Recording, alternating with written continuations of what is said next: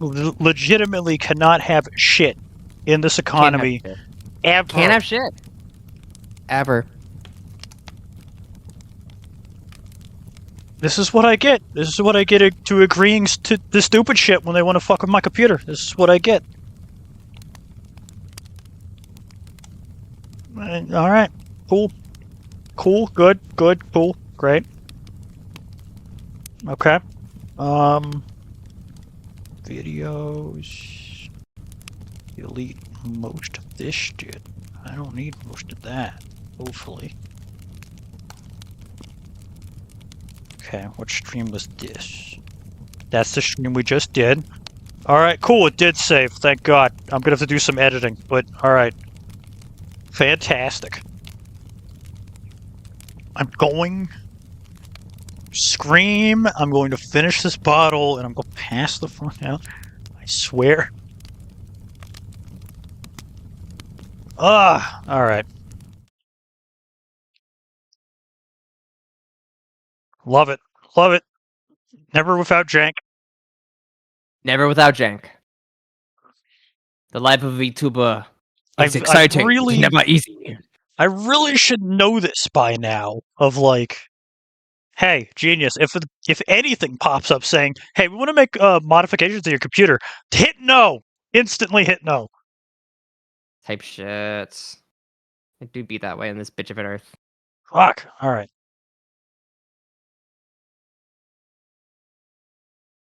Hopefully my ELIN game's saved. My Yori has updated Poggers. Alright, hopefully everybody gets back in. I'm gonna have to do splicing. I hate doing splicing. I hate putting streams together. That shit is kind of the worst. It takes 45 years to fucking upload. We're talking about something really fucking cool, too. Like, come on! Yeah, bruh. Yeah. Huh.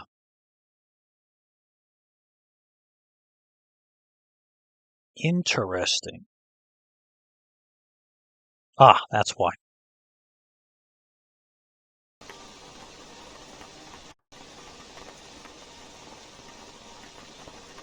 Well, that's gonna be fun. Fixing that at some point, hopefully. Someone remind me that if I ever get a chance to piss on Facebook servers to do it. Fucking dog water company, I swear. Yeah.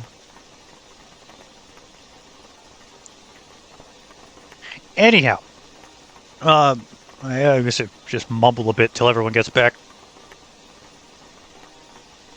Right. I want to make sure Zero is here when I discuss this fact, because it is a cool idea. Of like, well, we were talking about like, you know, Piku being this like, you know, oblivious, amazing creature. The only thing stopping her is the fact that her brain is mush. Yeah, there's a big little hole in it. Yep. I was like, yeah, she could be destroying universes, but she's too busy eating balls out of the ball pit. So true. And who can blame her? Those balls are delicious. That art will be done by next week, hopefully. Thank God. Maybe. Depends on how long Mimic takes for it. I'm excited. It'll be funny. I like my mocktail art. It's very good. It's always absolute shitposts. Great.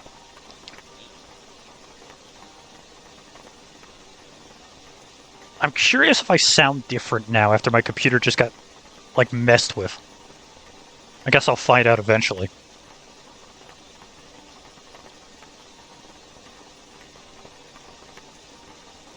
Well, I guess I can talk about everyone else instead until Zero gets back. Like, you and Doc, and, Me? who the fuck else also had art? I don't remember. Not art, like lore. Empress, I guess? Crystal had a little bit. Crystal has lore. I got to give her, like, slight mortality for a few minutes. That was her gift. I know that, What? So, Mia doesn't have lore yet. She's still working on it. I But I know that do she'd need to like sit have down with her lore. and discuss it because I'm really fucking weirdly determined to help with it. Yeah. I also kind of wanted to see what we can do, but more so, I'm just more interested in writing My our first one meeting. idea now is like modern day Monster Hunter. I could see it. Would be kind of fucking sick. Like I know that she's I a think the fucking modern day Dragonborn. yeah, or like a Wyverian Yeah, almost. and I instead know of that no, you go. Okay, all I was gonna say is that I'm pretty sure the only established part of her lore is that she has in like similar to like Axel Lowe from Guilty Gear, if you know his lore, No, she's able enlighten to me. create portals No, consciously in control of it yet. cool. I think that was an idea that she had at least at one point. I don't know if she's going to stick with that or not, but it ties into like her channel alerts and the artwork on her first T-shirt and stuff like that. I have that T-shirt. It's amazing. I wear it all the time and I sniff it. I need to And I'm like, like. that smells like me, not I like still need Mia. to. This is I still upsetting. need to get around to. Buying everything off of Mia's store. True. Yeah, that's up there eventually someday. But no, the making merch on my own. But I need to get like way more important. True. Yeah, put that. That's definitely a back burner object. I only just did it because I thought it'd be fun. I do know I want to make a And also I was ring. really desperate to try to make any amount of money at all. I want to Just so make that I a could. not a moon, maybe a moon ring. I want to make a ring that looks like my head, That would be cool. where it's like a silver band and then the fucked up gold and red around it. That'd be cool. Although I think it would be legal a little bit because of the spikes, but whatever, fuck them. Funny. True.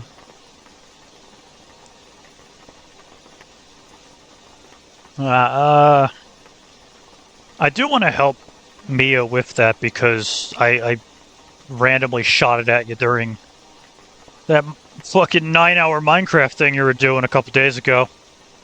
Yeah. Yesterday, wherever the fuck it was. Yes, that was, I believe, yesterday. I want to do a rap cipher thing of all the people I know. The issue was just most of us can't sing. I can kind of sing, maybe. When I finish this bottle of daiquiri, ask me again. I might be able to sing. I can hold a pitch. That's about all I can say. I've been told I have an amazing singing voice. I just don't have the confidence.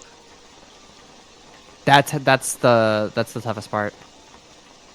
It's the same reason I'm good at like ASMR and stuff. It's just I don't have the shit to do it. I get myself a Yeti mic and it's over for everyone. True, cook. But apparently I'm really good at singing like country roads and stuff like that. Sure. But I wanted to do a rap cipher thing, knowing that I can just barely sing. You can hold a pitch, and then Mia and Doc might not be able to sing whatsoever. I can use vocalization and software to produce something. Sure. And it might be like a little bit finicky, but it'll at least sound kind of fucking baller when I actually put it together.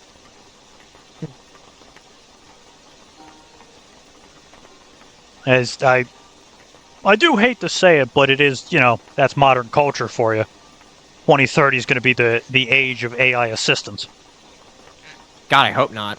Probably not, but at the rate it's going, it's either going to be war or AI assistants. Probably both, and I'm not going to like either. I mean, I don't mind an AI assistant, so long as it stays that way. I don't need that shit replacing me, but if it's just like I can sit up and go like, what time is it? And then like the AI creature goes, it's 9:82. I want the AI to do my dishes, not write my own stories. Yeah. Like, And that shit's pointless. that's how I use it for music making. It does the lower lifting of shit I physically can't fucking do. But I Sure. Or, write, like, I mean, I like, edit, I I convert. was about to say, by that metric, it's kind of like an instrument or like a vocal synth, Yeah. sort of like a Vocaloid situation where you still have to tell it. You have to input the pitches, at least in like a software for Vocaloid. I know you have to like input the pitches. You have to write the song, and you Oh, can't. It can't just well, make it welcome from back, music. Zero. Yeah, no, you can blame Zuckerberg for that. More like Zuckerberg. Yeah.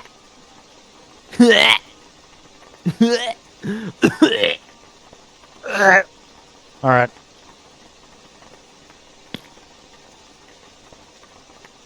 Fucking Reptilians. Well, we're back now. I don't even know how long the other stream. It was like 45 minutes, maybe. Yeah, Something whatever. like that. I'll figure it out. Yeah. What were we on about? Oh, the AI. Yeah. So, um, I dick around with editing software and Suno. Hmm. I don't know how fucking what's the word for it? Ethical? That's it. I don't know how ethical Suno is. Hmm. If it's like fucking around with theft and stuff. I hope not. That would suck. I mean, it isn't everyone at this fucking point. I'm You can't- not, as far as I'm aware. Yeah, you know what? I don't know. A majority of the world is basically, burdened in crime. Yeah, I would like that to not be the case. But So I it's try the to case. avoid it where I There's no way we can fix that shit. Fish. I hate it, but it's a true factor. A man who's studied religion, 95% of the entire fucking human race has fucked up the commandments. Oh, that's not what I'm referring to. I more so meant like infringing on the hard work of others fucks me Yeah, up more than like the concept that's a of like bitch. There's not someone much you who could do stole there. a candy bar from a Walmart. You know, like Yeah, fine. You probably shouldn't do that, but I'm not gonna. There's sit here and be karma like, to all "Oh, these yeah, things, and some have less right. than more. Yeah. Me stealing a cabbage not- from Walmart is like down on the fucking list compared to like Epic Games stealing the likeness of whatever the fuck. Exactly. Right. Yeah. I'm not that you again, chat. Please do not steal from WalMarts. We are not here to say that. However, Don't do that. do not. If you are concerned about people stealing from Walmarts, and instead of making fun of them, you should consider donating to the needy instead. Yeah, give people a reason not to steal. As someone who has Exactly. literally Help them not survived off of fucking water and ramen for several years of his life, the stealing sucks. Yeah, they don't do it because they want to. And if they do, I've then never they need help in stolen a different something capacity, expensive in my life. but- Exactly. It's always been bullshit to survive. I'm not happy about it. I'm not happy that I'm a fucking survival-based kleptomaniac. I shouldn't be playing life like it's Rust. Right. But, Crazy work. shit happens. Shit do be happening, whether I wanted to or not. Yeah. But, no, I use Suno, and I'm praying that it's not a horrifying application, but if I put my bullshit there's ways into around it, it. if I take Suno, and I write a thing for it, and dick with it for several hours, like my ex, and eventually it produces Damn. something fucking amazing. Mhm. Unlike my ex. I mean, one thing I have found from being in the VTuber space is that, and it makes me sad when I see how much shit is out there in the VTuber community, and I say that loosely because it's really more like the internet. And it turns out that when you are exposed to a world where anonymity is the norm, and money is right there if you just say the right thing or the wrong thing at the right time, people either become are kind famous of or die. assholes. Yeah. What I'm getting at is that people are mean and they aren't kind and they aren't honest all the time, and that really sucks. However, I have met some of the most amazing people of my life through doing this, and a lot of them are very talented in the creative I mean, I arts met field. you and Piku, And so that's pretty fucking baller. thank you. I am very happy to have met you as well. And but what I'm getting at is that even if it turns out like, oh, this like I would love to learn how to make everything on my own from scratch, with my own two Yeah, hands, because I there's would still a time and a love- place for that, I right? would literally drop over dead if me, you, Mia, and Doc could sit down and write and voice a song. However, I'd love to do that. that's not gonna fucking happen. Probably Realistically, not. I think- no shot. yeah. But I would say my main thing is like I'm not super in on the tech side of things. I have a pretty basic overview of music theory. I can hold a pitch. I do it, but I know if I people was that are better way better at than editing, me, and, I could turn dog shit speak, like literally just talking into a microphone with a little bit of rhyme, into music. However, not that good. Yeah, not yet. So, the best I got is taking all four of our lores, combining it into a really fucking good script, and making a Vocaloid program sing it for us until we figure out a way to sing it ourselves. Yeah.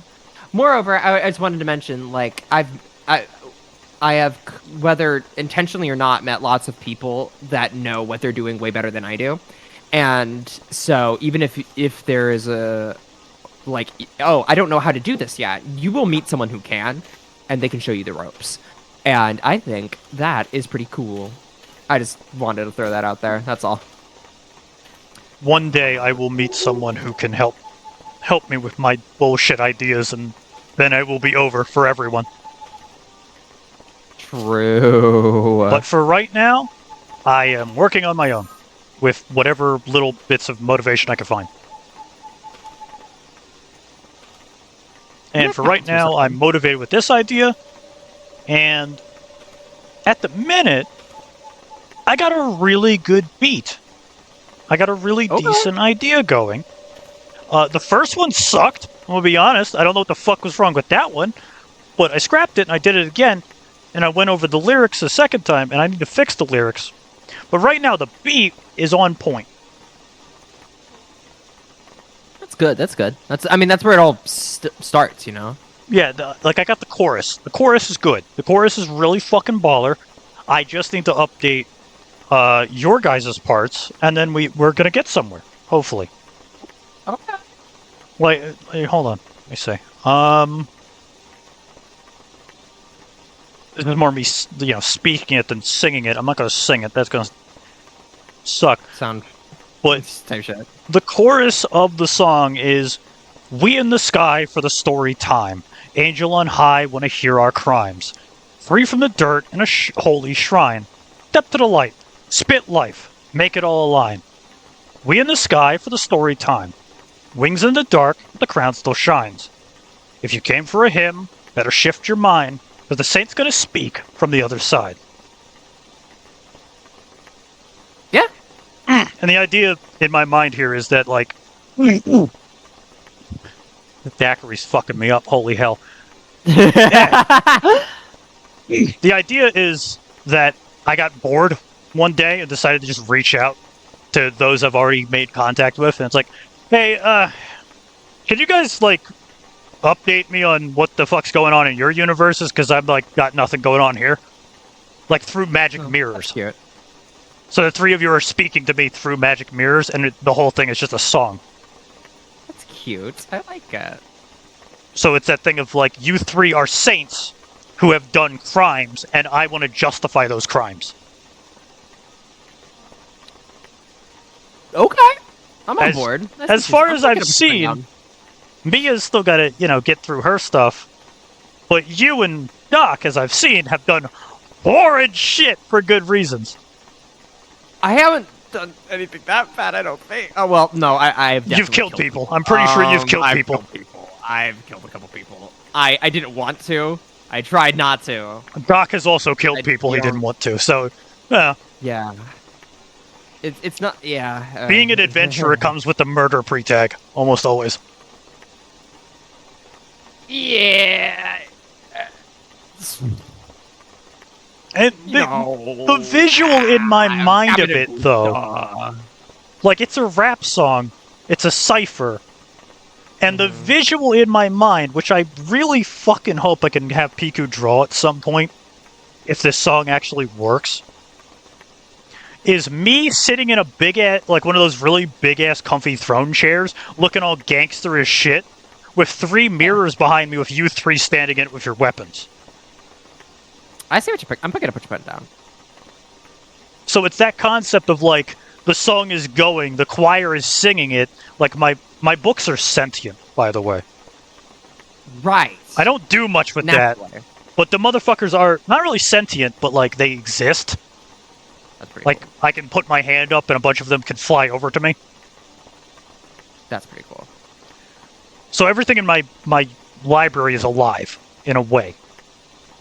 They might not think, they might not talk too much, but I can force them to speak. Cool. So I'm sitting there in the chair, and the books are singing in like a choir, and I'm just sitting there like, oh, like, hell yeah, nodding along to the song, and you 3 are back there with your weapons looking like, you know, the hottest mixtape of 2026. And then each time you guys sing, like, when your fucking part comes up in the song, the camera flies over my shoulder into the camera into your world as you guys do, like, the fucking, you know, beat of what's going on. Huh. I see. That ambitious. Yeah. That's all animated and stuff, though. That shit's not gonna happen forever, but I can at least get the song. Yeah.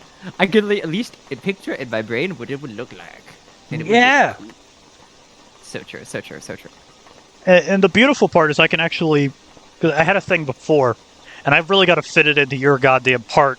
I want to put your world, like the name of your world, into the lyrics somewhere. Yeah. The problem is just, Karai doesn't rhyme with anything very much. Yeah, no, not really. Unless you force it. Yeah, my bad. My bad The game. only word I've managed to get to rhyme with it is vibration. When you fuck up the pronunciation. Cherai. Yeah, I don't know how the fuck I pulled that off. Like, I posted it in your I know, I remember, I saw. Yeah. I'm just like, I'm trying to think, I'm really racking my brain. I'm like, what words? Oh no, I didn't rhyme Karai. I rhymed vibrate with weight. Yeah. That was good. I don't think there's any word that rhymes with Karai unless you force it. So, you know. My eyes itch. I need some clear eye. Yeah, you gotta really force it. All the way from Terai. Yeah, that shit, you gotta really force it. Ugh. But, Is Zero still here? Hi, welcome back, Don't look at me like that. Don't look at me like that. Hey, Zero's here. Alright, I'm gonna scoot all the way the fuck back to get the thing before, you know, the stream died.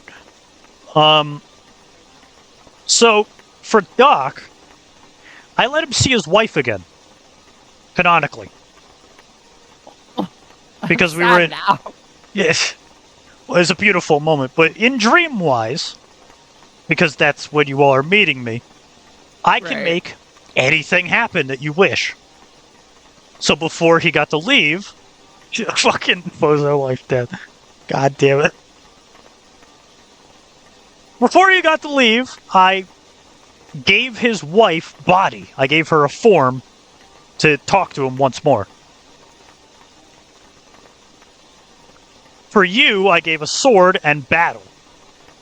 You got to finally fight someone who literally could not be defeated. That was pretty fun. I like that. Me and Mia didn't really get much up to anything. I gave her a meal. That was about it. Okay, but like yummy. Waiter, she there's, got a there's a she got a woman in my big ass soup. meal. Not complaining, just mentioning. Yeah, she got a big ass meal, so that was cool. Okay, but like, what more could you really want, you know? Yeah, true. Hopefully she comes back for another one, and I actually get like a dream I can fucking realize for Yeah, that'd be pretty cool. her. Crystal, I got to grant mortality for a little bit. Canonically, I gave her like the perspective of a person, That's cool. and that was the meme. Even though all the shit posts I post are shit posts and memes, they do hold a sad reality to them. They do. I like that. So I put Crystal's brain into a literal tortoise so she could enjoy the little things, like appy slices. Appy Slice. I love Appy Slice. Yummer. So Piku, I don't. Literally, Piku's thing is not even going to be like a sad thing. It's literally just like that's her reality. I'm the one fucked up here. I'm the one holding her back from the fucked up reality. Like that's the meme. Oh. Having me walk through an infinite fucking McDonald's play place, you bitch. Liminal ass McDonald's. Yeah. No, so so for Zero, I had that idea that I discussed with Piku, which is, and unless it's wrong, I don't know, I'll change it. But either way, she told me that Zero can't fight. She's been declined from battle or violence.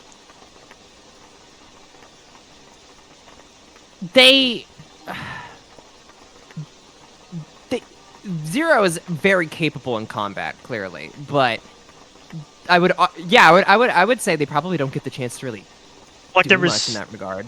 Piku explained it in logic that the thing that put Zero in her dog shit dimension. Oh, you can now. Well, fuck. Now I gotta think of something else. I'm gonna continue my line of logic just because it was fucking cool and it made me cry. There's a logic that if Zero cannot fight and all she wants to do is cause havoc, when she meets me, you're sitting in a universe where I control everything. A logic of, you're not allowed to do this thing. Well, here, I say the rules, no matter who the fuck says shit. I get to do whatever I want here, and what I'm gonna do is let you pick up a weapon for the first time in your fucking existence. And swing at me. That's tight. That's tight. That's tight. Like, oh, you didn't even want to, like, properly fight me. It was kind of just like two drunken idiots wanted to slap box. Ooh, And we cool. did, and it was funny. The aftermath is what matters the most, is that I forced an object from your dreams into reality. And gave you a new sword. Yeah, I like it. It's going. Arguably, probably not the strongest sword you own, but it is a cool sword. It's every sword in my collection, I would argue, is really good at something. With some exceptions. Like Celestica isn't super useful, but it is smaller than my other swords, and frankly, that actually makes it kind of useful. Well, fucking Zero, you gotta get on the fucking mocktails for me to understand what the hell's going on. Obviously, duh. So true, Queen. I don't get a toy. This is bullshit. This is glorp shit. You got a ball pit. I let you eat the ball pit for 15 minutes. You're welcome. Kind of a good deal. You got to manifest the inner machinations of your mind for 2 hours. You're welcome.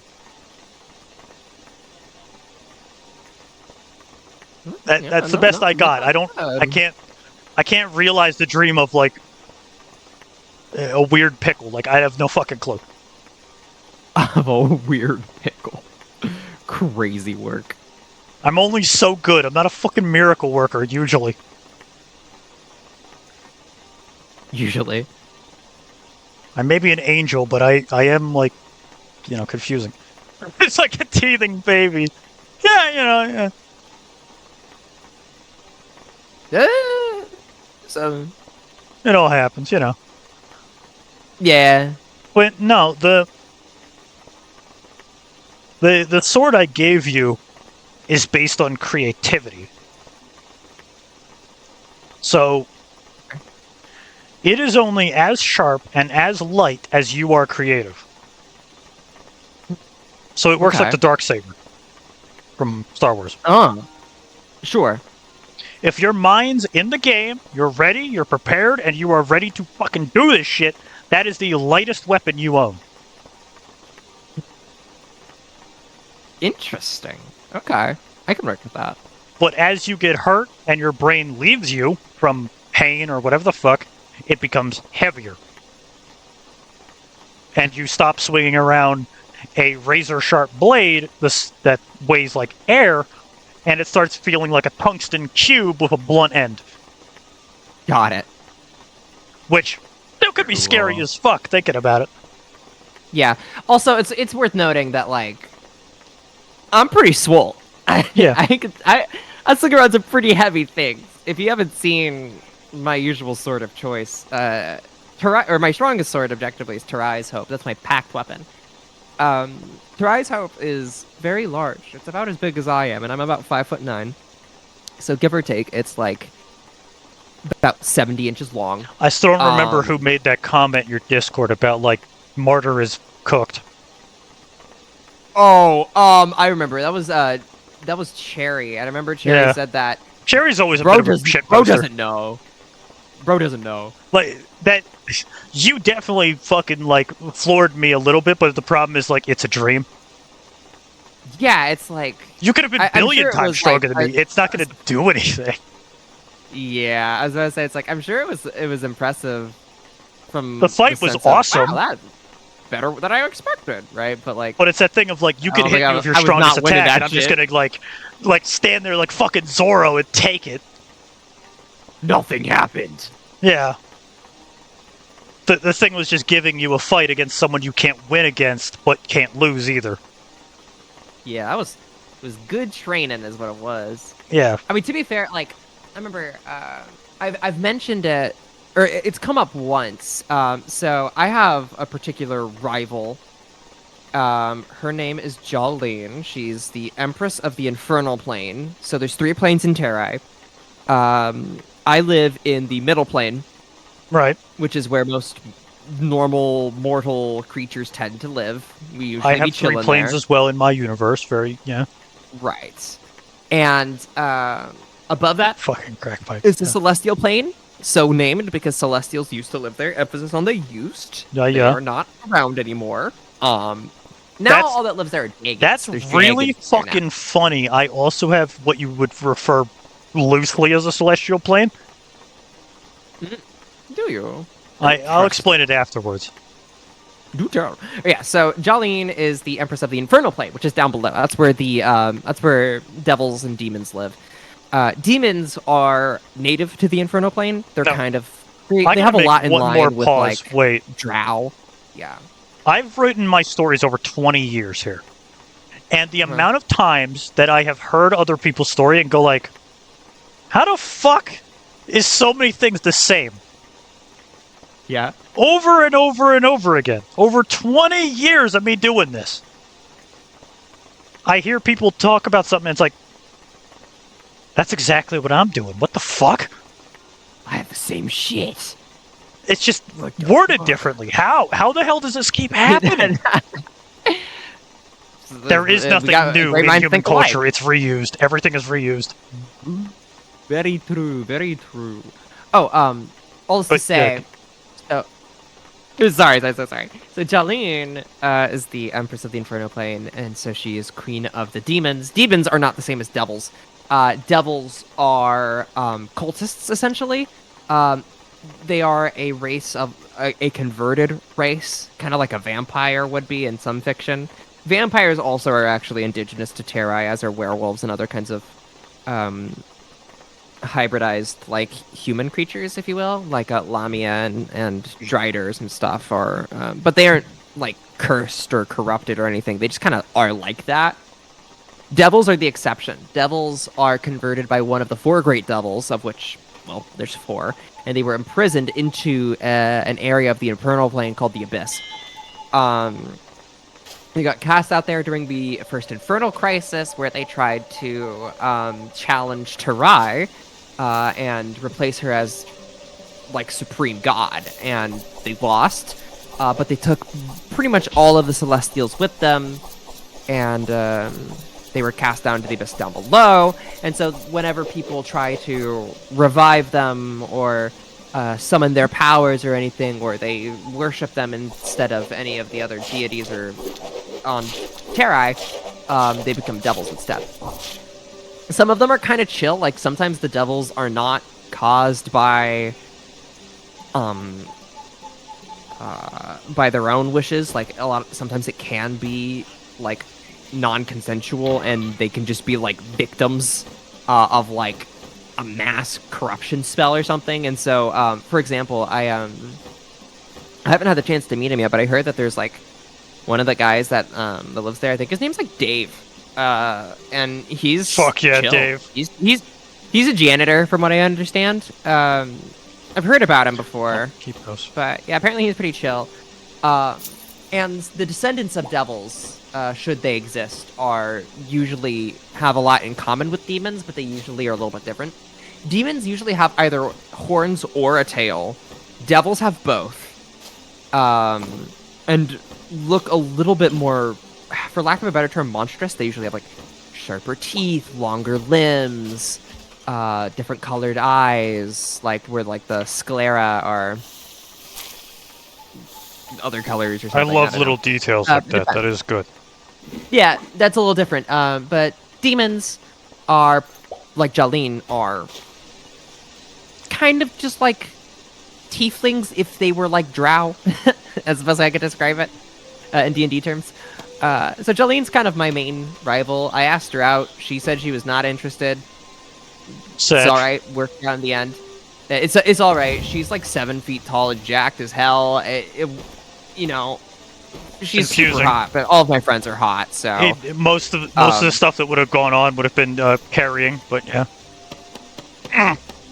So, so anyway, on record, our last fight that we had before I went to go challenge Villain, my evil self from an alternate timeline, ELIN, as I call her, thus the joke about the game that you're playing. Before I went to challenge her, we had one last fight together before I went off to go start training for our final confrontation, if you will. And we did a first to 10. She beat me actually in that first to 10, 9 to 10, but I said, run it back. And so we did first to 100. We tied on the 100th round and we both passed out. That sound, yeah, all right. Fucking it Dragon was fun. Ball shit. It was I'm game for it. That sounds good. Yeah, for lack of a better term, she is my Vegeta, Yeah. But, like, I'm the short one. Well, Goku and, like, Frieza, I think, are more of opposites. A little bit. Jolene and I aren't opposites, though.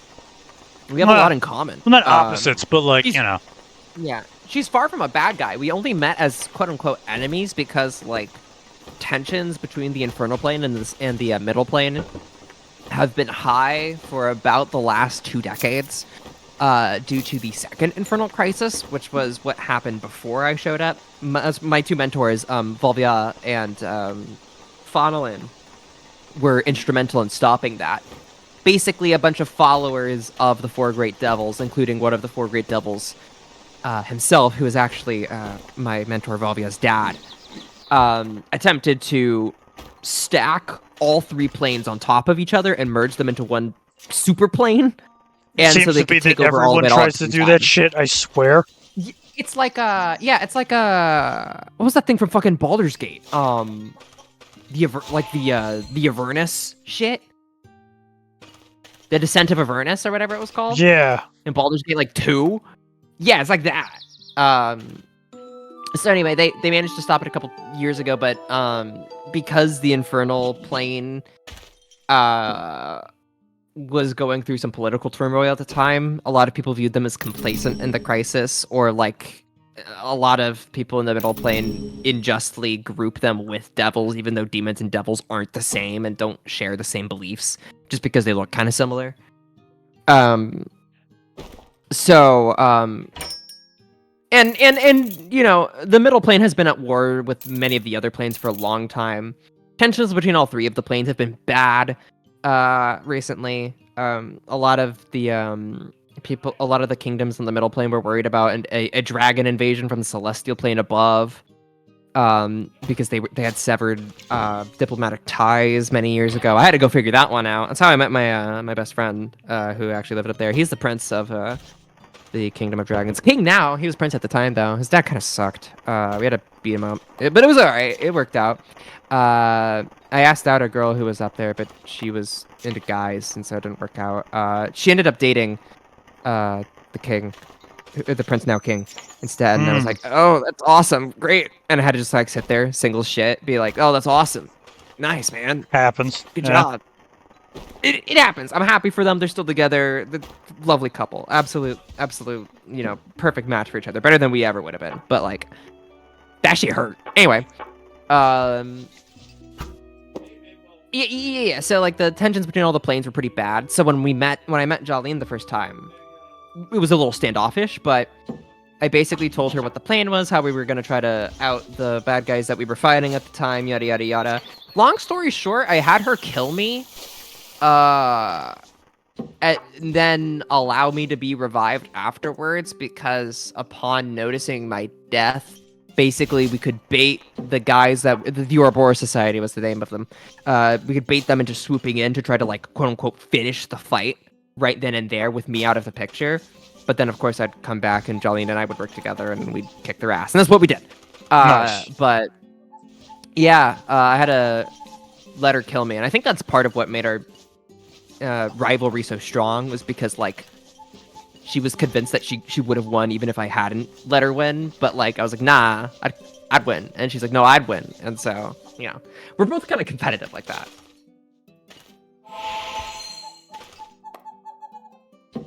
But she has a very strong sense of justice, very caring, very tall, very bad resting bitch face. Me too. If my face wasn't literally a ring, you'd be able to see it. I bet. No, you know, it's funny. I picked up on it a little bit. But no, Jolene just looks like that. She kind of just looks surly all the time. And so people get scared of her really easily. And it doesn't help that she always wears dark colors and big armors and scary helmets. As bad as mine is, you know? As bad as my resting bitch face is, Mental's is even worse. I don't doubt it. I don't doubt. I bet that guy has the nastiest side eye. Yeah. I believe it. At least his eye is fucking, you know, aligned properly. Fair enough. Fair enough. But I mean, like, is it even resting bitch face at that point? I think it's just resting bitch. He's always a bitch. That's just his props. That's what I'm saying. He seems kind of like a bitch. Like, no offense. One bitch to another, I respect it. But, like... He's just angry always. That's what I'm getting at, man. Like, lighten up. It's not that deep, right? Like, shit. But again, he has seen all of my problems happen in front of him, so I can't blame him too much. Yeah, good point. I get it. I think I'd model a little bit too over some shit like that. Like, I get it. He's seen me make some really bad decisions, so. I'm sorry. I just looked over at the game you're playing, and Alpaca lost his mind and kills himself. I didn't even fucking know. What goes on? I have a spell called Confusion, I believe. No, Mind Touch. I forced him to do that. My bad. Fucked up, dude. God, I didn't realize that's what I did to the llama. My bad. Yeah, he bit his own throat out. Llama. Oh no! Oh, poor guy. Actually, do I have any? I have duck and marbled meat. All right, never mind. Egg of Cupid. Never mind. So you can eat every creature in the game in this. Just That's fun. Awesome. But yeah, no. If you become a mental wizard, you can force people to end their lives. Bro, oh no. It's fucking wild. This game is so wick. Permission to make a really bad sex joke. What do you got? head game so good they call me the Brain Wizard. Yeah. Thank you. Thank No, you. I'll be here all night. fucked up and comically, if you get high enough standing with all of the people in the village you create, you can fuck them. Damn. I don't know why or how or what, but the two weird jackasses walking around in robes, I'm high enough with them friendly-wise that if certain criteria happen, I can ask them if they want to get laid. I love Baldur's Gate. Yeah, Baldur's Gate does it too, but I didn't realize ELIN does this. But it does. Dude, If you reach over 50% or 50 with someone to become friendly, you can ask them, like, hey, want to get some tail? And they will fuck you on the spot. That's awesome! Big fan, big fan. The weird part is, like, okay, it makes sense with these two. With the people you meet in the game at the start. 24. The other fucker is, 34. That's fine. That's okay. Yeah. This guy's 32. That's okay. That's fine. 21. Sure. 36. Alright, we're alright. We're good. All my human companions? Fine. Sure. Fuck is this doing here? This is a mermaid. 17! 17-year-old mermaid. Same logic can apply. Same logic can apply. That's how weird this fucking game is. It doesn't stop that. I think. Ooh, don't like. I'm at bad views with the mermaid. She doesn't like me very much because I'm a land dweller. There was a dog. I have a dog somewhere. I don't remember where the fuck he went. No, don't. No. Yeah. No. No. This game lore is so fucking whack with that shit. Do not like. You're not the dog. I haven't and don't because it doesn't give you anything if you do it. Good. It just fucks you up a little bit. Like, physically fucks your character up. You lose attribute points from doing it. Good. So it's kind of like, okay. But you can also eat everything. Right, yeah, Rimworld moment. If it's a living thing, it can both be eaten physically if you kill it, and it will produce an egg. Ah. This game is weird. So it is very, very Rimworld. It's very Japanese based. Ah. However, I'm just a random wizard in the middle of the forest, and I just, like, exist, so it's fine. It's alright. Type shit. We just exist. I just throw around mental curse spells that make people kill themselves and, you know, eat steak. That's my life. And, like, eat steak. That's my life. What a world we live in, I live out here in a grass hut. I cook my local vegetables, I make money, and I force the local llamas to kill themselves. That's my life. It's a very dedicated life. Bro. God, what a fucking... I love these whack-ass fucking games so much. Actually insane shit. So fucking Sepsim tech logic, I swear. Christ. It's I don't know. What was the bullshit I was gonna explain? Yeah, I have 3 realms as well. Yeah. In my little universe. And, see, in the real world, it's why I look the way I do. I gotta explain this, because I don't think I have ever explained it in a Mock Tales. I don't remember. Really? The reason I look the way I do is because I am a part of a species called the Archelites. The Archelites, when they reach... It's pro-pubescence. Right? When you reach adulthood. You are given a connection to a person on the mortal coil. Oh. A real, honest-to-God human being. Okay. By doing that, you finally gain a more solidified form. Usually, most Archelites, before they are given a job, before they're given a what would you call it? A connection. They are basically just oblong, unknown, weird shapes. Hmm. I forgot the word. Abstract shapes. Once you are given a person, by the time, like, as you learn the person and learn their existence and connect to them, you gain a form. Okay. The problem is, with the person you connect to, as they go through hardship, that hardship affects you as well. Okay. And my connection to the real person connected behind the screen is this poor bastard has been through so many burned bridges that his fingers don't even have fucking fingerprints anymore. Yikes. And it That's finally broke when we got our final task, which is the universe I now watch over.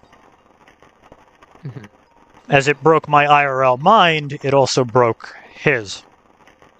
And while I simply just, dissolved into a cocoon in my own room in depression, Martyr ripped his head in half. Oh, got you.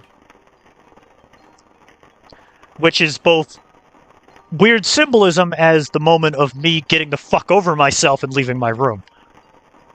When I finally got my life back together, I had a new voice in the back of my head telling me to not do stupid shit. And that's mental. So, I don't know how many people have the bipolar stuff, but I'm literally dealing with two consciousnesses. Not really consciousnesses, but, two different, thought processes up here. I get what you mean.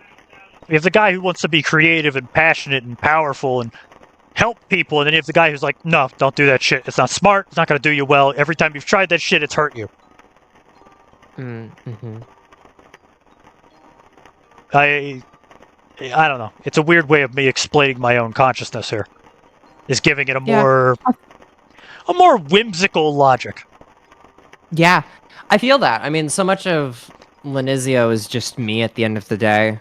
And so much of it is kind of just everything I wish I was. Not really the same equivalent, although sometimes I wish I could just, dissolve into a fucking library and be left alone. Yeah. No, but for Linizo specifically, her whole story and so much of everything that she does is inspired by my story of coming out as trans and how it's changed me and how it's changed how I see myself. As well as my just coming to terms with, because so much of it, the story of her taking up the mantle of her becoming Linizo is a pretty unsubtle trans metaphor. Yeah. And it's helped to get it out there because her whole story is beyond just me writing about my own experiences, is a love letter to a genre that I would love to see more of myself in. And a love letter to similar genres. So it's supposed to be kind of like a fusion, or Terai itself as a setting. It's essentially a fusion of battle shonen, like Dragon Ball, and I do love me some high shonen. fantasy like Lord of the Rings, right? A lot of my little universe is basically shonen manga. Right, yeah, you get it. And I just wanted to do that with a dominantly female cast and with very strong presence of LGBTQ plus characters, which is why I only have a couple canon guys. Sorry, dudes. Sorry to all the to all my homies, my bros out there / male. Well, I'm glad to have stepped in and being I swear to God, there are cis men in my story. I'm very happy to be one of the few guys who have showed up in your story non-canonically, probably whatever, that has given you a fucking run for your money. Oh, absolutely. Most of the big bad evil guys that I fought have been dudes. But my best friend I mentioned, he's the Prince of Dragons. he's not cisgendered. He's actually trans as well, but he's a guy. That counts. Yeah. And then I there's wonder. some other. There's a I couple don't know other why I'm dudes thinking that, about. Probably because I'm drunk as fuck. But the concept of like if it was animated, me and you fighting. uh-huh. How many Ugh. people on I think Twitter? about that a How many lot. people? How many people on Twitter and Reddit would be pissed? Because it'd be like, They wouldn't be. that's not a. It's not a Star Wars ass fight. You got your ass handed to you and still won. So I didn't like like fight you like I was getting my ass kicked. There is multiple times during a fight in my own mind that I palmed your entire face. yeah, sure. And in Yeah. and in like, you know, shit that's written recently that's like very not really coded, but you know what I mean, of just like poorly written bullshit in that mindset is the women don't lose or whatever. Same thing with like Dwayne the Rock Johnson. He has a clause in his bullshit that's Yeah, like I he's not mean, allowed to lose. I get that, but it's more. I guess you could say that. It's funny in anime. I feel like it's almost the exact opposite. Yeah, Women aren't because allowed to do anything, right? yeah, And like, oh my God, Orihime, Bleach. I pray for you each and every day. I will never forgive Studio Pierrot for what they did to your character. I am so sorry. But like, it sucks because even when you do have characters like in prolific shonen, especially, which is obviously a very it means young man. It's yeah, targeted towards that's a literally young what it's for. male demo. Right, it's targeted towards a dominantly young male demographic, and there's nothing wrong with that. In fact, there should be a genre It's a lot of money. for that, right? Not only that, but like because you know everybody in every age bracket deserves to have stories written for them, right? Like it's Mm. adults need their own stories, children need their own stories, teenagers need their own stories, things written with them in mind and their experiences, things like that, right? And obviously, some stories for kids can also be for adults, and some things for teenagers and such can be for adults or yada yada yada, right? Like it can transfer up. There's no real limit on an age bracket there in that sense where it's like you must be this old to like this, and once you're older you have to stop liking it. Like Yeah, no, there's dude, a you can be reason. 30 years old and play There's a reason Pokemon, Lego right? says like fucking what is it like 13 to 99. Exactly. But what's important to me in especially in like Linizio's story is not that Linizio never loses, especially. It's important that She loses women get upwards. that is true. She does. That's the But mentality. I like that with like many characters that are just Mhm. brawn faced. Is yeah, they Mhm. lose, but they lose in a good manner. The losing is a benefit. The losing is a learning moment. Yeah, it matters to me that, and it also matters to me that all of the characters in the story contribute meaningfully, and everyone is treated with respect, right? Insofar as like it really bums me out when I read a shonen manga, and the only characters that really contribute to massive plot points and have massive victories are like two guys and nobody else, not even the other dudes. None of the Yeah, girls, none of the dudes, nobody else gets anything. And Bleach is one of those for me. I love Bleach. I love it to death. But there is that's why I so like much One Piece so much. potential in that cast. One Piece does a phenomenal job of that. Everyone wins You at would least never once.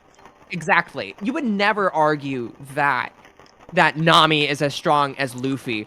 But if Nami wasn't there, nothing would happen. Right? Yeah, she's the reason they got Like- to the red line. Exactly. And it's not like girls can't be strong in One Piece either. Boa Hancock is in is one of the strongest characters there. Nico Robin is insanely powerful. There's tons of strong girls in One Piece and it doesn't take away from them being Are we beautiful gonna women take either. away the old bad bitch herself, fucking mama? True, Big She's Mom, literally right? one of the emperors. And also another big source of inspiration for my story in that sense was specifically JoJo's Bizarre Adventure, but specifically part 6, Stone Ocean. I have never sat Which down is to fully the- watch through JoJo.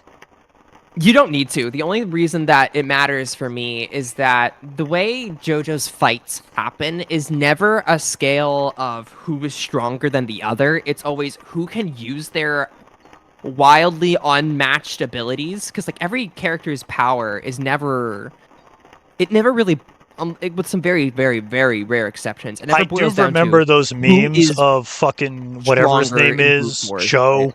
Mhm. What's his name? The main guy There's a lot of them. with Star Platinum. Jotaro Kujo. Yeah, Jotaro. The only reason he beats Dio is because he outsmarts him. Exactly. But moreover, that's how every fight in JoJo's works. Dio versus Jotaro is one of the only examples of like a main character fight where they are strictly outmatched. Dio is stronger. His power, he has more he can do against I Jotaro. He has more I always knowledge, right? And love the those fact that he was matchups. I triggered have by the so many of skin them his teeth, personally. right? And what Wait, JoJo's you does got really your well own is now. especially, You have your own huh? versus me. True. You show up, I ask you to True. fight, and that is a literal losing argument. Yeah. Hey, do you want to pick a fight with something that literally can't lose? Fuck yeah, Yeah, I I'll do. win. And then you do, and I fucking palm your face and throw you through 3 bookshelves, and you get up anyway. Yeah. That's what I do best, baby. And the only reason, I get knocked not really the down, only reason, I stand back up. you won because I finally took a knee and decided, all right, this was fun. This might be taking too long. Yeah. So it's important because, yeah. So in JoJo specifically, but also especially Part 6, like I I gotta mentioned, really the fights sit are down never and for. choreograph that whole fight. True. I feel like the end would be So really funny. it would be. So Part 6, right? The powers get so out there and unorthodox in JoJo's that it really isn't like a normal shonen fight anymore. And Part 6 is the last JoJo's manga to actually be published in a shonen series, like in Shonen Jump. Yeah. After that, it moves to the seinen block. And so a lot of the themes and writing change with it. But Part 6 is the only part of JoJo's with a female protagonist, Jolene Kujo. Yeah. And that was a very controversial decision when Araki made it, because you had 5 parts preceding this, spanning all the way back to 1979, with almost a fully I do remember male the cast, meme that she right? ended the bloodline or something like that. Yesn't. Because after Part 6, it stops being in the quote-unquote main universe as it moves to the seinen block, because that was supposed to be it.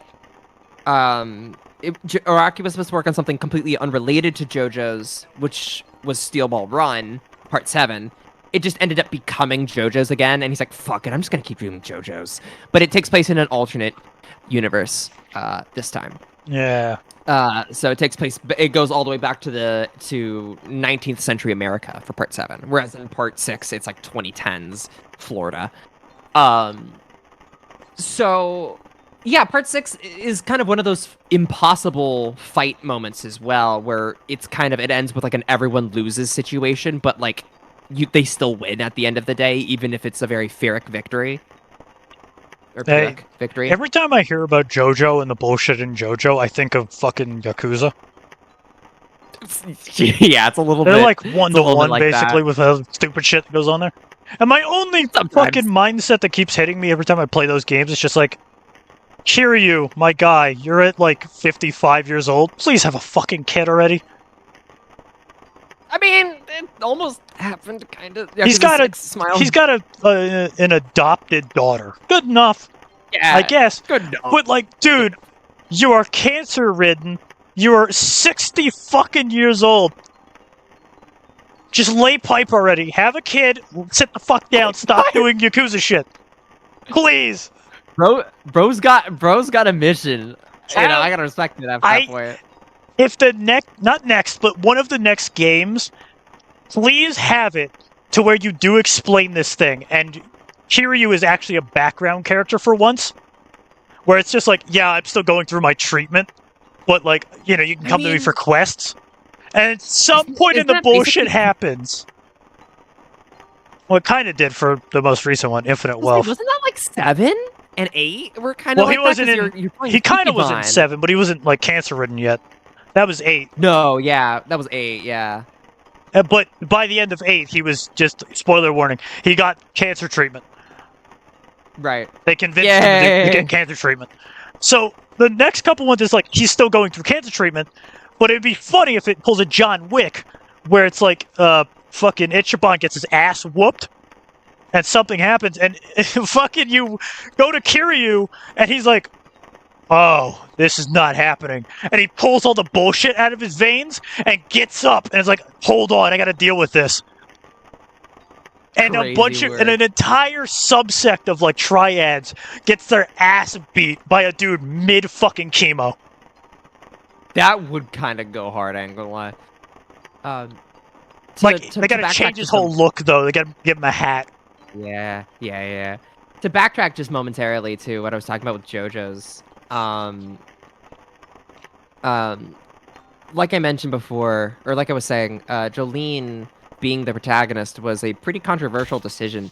Not just in terms of, oh wow, a female JoJo, wow, that's so different. It was because his editors didn't want him to do it. They strongly advised. They're like, this is not marketable enough. You can't be doing this. No one's gonna buy into this, basically. And he said, well, you know, the fact that you're telling me not to is kind of the whole reason that I really want to do this, right? Like, he didn't want it to be such an outlandish concept that the main character was a girl. And he talks about that a lot in a lot of his editorials from parts as early as, like, 4. But especially once he starts to write 6, he talks about how he's like, I think like many people, I had a kind of childish notion of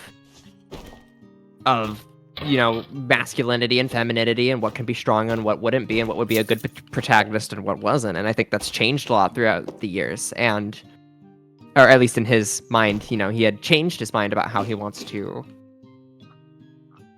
do it and how he wants to approach it. And like, I think that he really did find such a good balance in part 6 of not undermining the fact that the cast had a lot of girls in it, and not having them take a backseat either, but also not just ignoring the fact that they were girls altogether, right? Like, it's you know, you want your girls to feel real, right? You want them to do things that you would expect a girl in their age bracket to do, but also obviously in a fantasy setting that matters a lot less. That being said, it was funny. I was sitting there thinking to myself about fantasy series and all of the books I had read with female protagonists, because there's quite a lot of them now. It's not nearly as uncommon as it used to be, and I'm really happy to see that. But a lot of them are in romantasy settings, and that is just fine, right? You are more than welcome to have that. By all means, I love romantasy. Love that shit. Mwah, mwah, mwah. Yummers. But it's just like, I don't know, it would be really cool to see a protagonist of a fantasy setting that wasn't, you know, that was gay and trans, like me, and to write her in such a way that it felt akin to all the shonen stories that I love, because female protag shonen is still very rare. As you would expect, right? Like, most shows that do have female protagonists don't even fall under shonen anyway, because they're usually written for a different demographic, but they're out there, right? You do have shows like Freerun. Like, that's a thing. Although Freerun has its own, like, you get that's its own discussion for an entirely different reason, but like, Freerun be doing stuff. Yeah, I just wanted something with the explosive action of a shonen and the pacing of it, while still maintaining the kind of Lord of the Rings D&D-esque world building that I love, and just with a majority female cast, because that matters to me. I think that I'm sure that there are other girls than me out there who wanted to see something like that too, and so I was like, I'm gonna make it happen. I think, like, I would argue that a massive issue I constantly keep seeing, and you can look anywhere on the internet to, you know, bear witness to the fucking outroar that people have, is that anytime you see something like that, someone brings up a character like that, or like a concept like that, it's always written with some fuck-ass thing connected to it. Like, it's always like, yeah, everyone here is female and trans, some of them are trans and stuff like that, but also I'm gonna throw in real world stuff. And, like, fuck everything up entirely across every factor because I don't want Trump to be alive. When... If you want to have characters that go from male to female, female to male, females doing badass shit, just write a fucking story that's awesome. It's that easy. If you write a story that is entirely, back to front, a badass fucking tale of awesomeness, you're set. Always. Every time. It's once you drag life into fantasy that shit goes wrong. I don't think it's bad to draw parallels to real life, especially in fantasy. That's where it all comes from anyway, you know? Yeah, but you don't want to force it. Yeah, I think people make a bigger deal out of this than it really is, more often than not.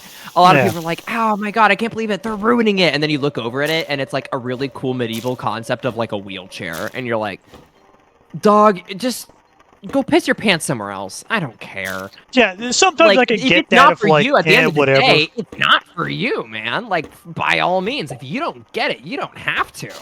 Yeah. But then you get those times where it's like... It's one the most recent Worldcraft thing. Not really most recent, but you know what I mean. Worldcraft, they just put a dude in a wheelchair. Worldcraft? Fucking War of Warcraft, whatever the fuck it's called. World of Warcraft? Yes. I don't keep up. You're talking to the wrong girl. A recent thing happened in World of Warcraft where they just put a dude in a wheelchair. Good for him, I guess. That's it. It's just a fucking wheelchair. Sure, why not?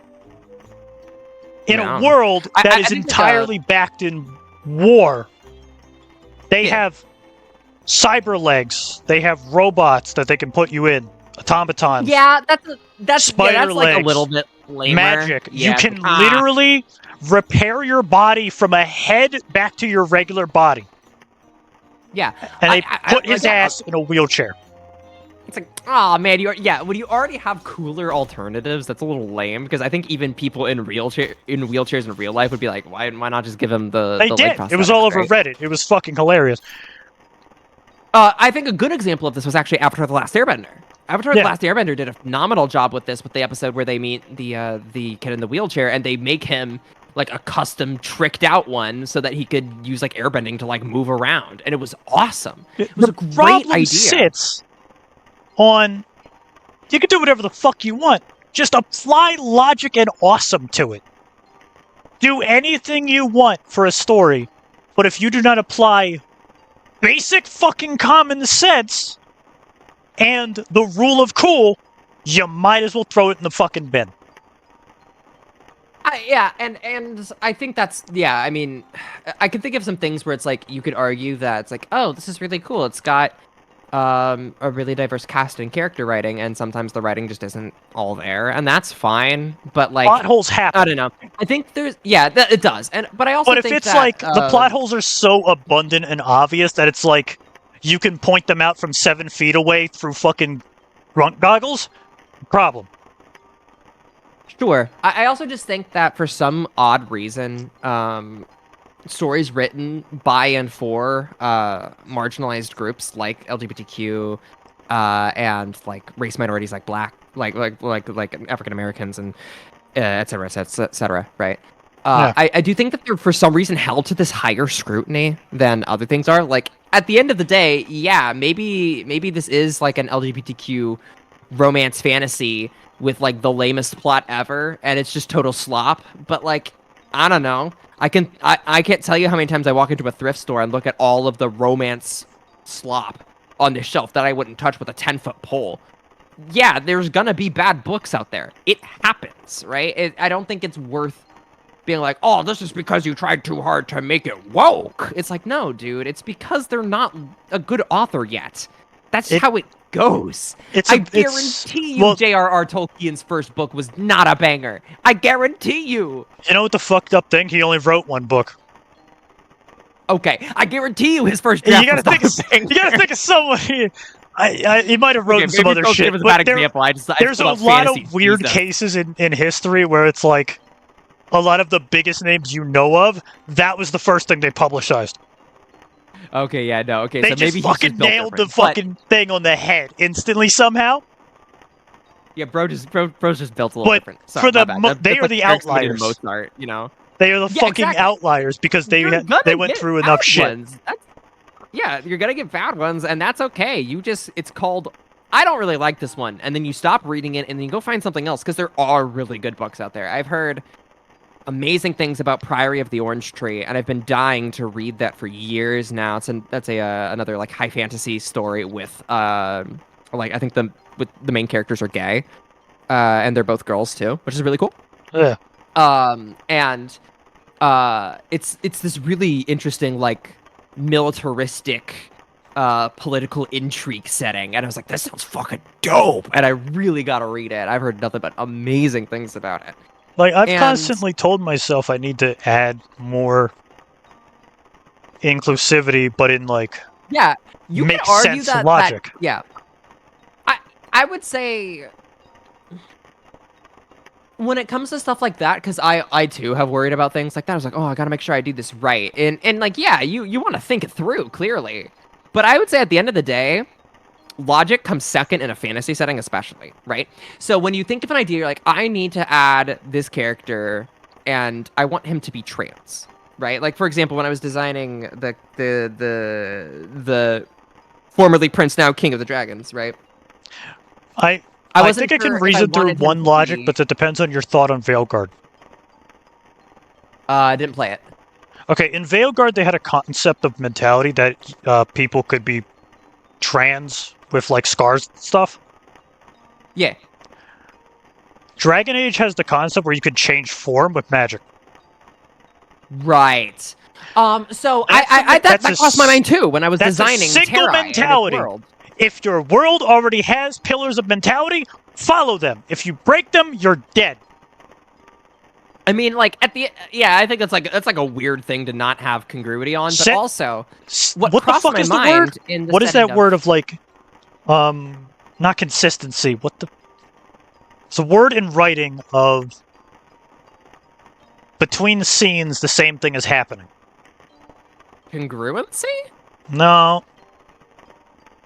Like, if you're recording a film and a guy is standing on screen wearing one clothes and he walks off screen and you follow him to the next scene and he's wearing different clothes.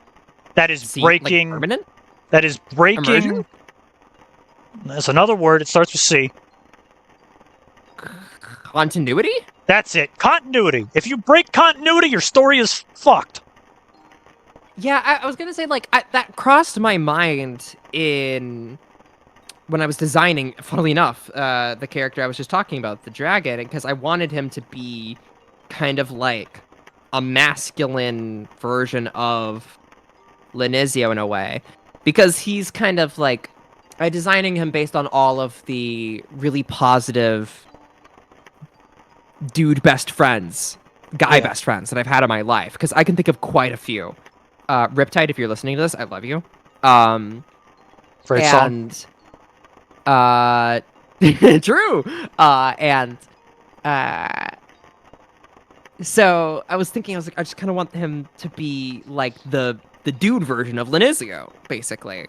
So I wanted him to be trans as well, and I realized, well, Linizo had all of her like transition happen medically, like instantly with magic, so she wouldn't have any scarring or HRT to worry I have about. a big ass difference between medical and magic, but yeah, I get you.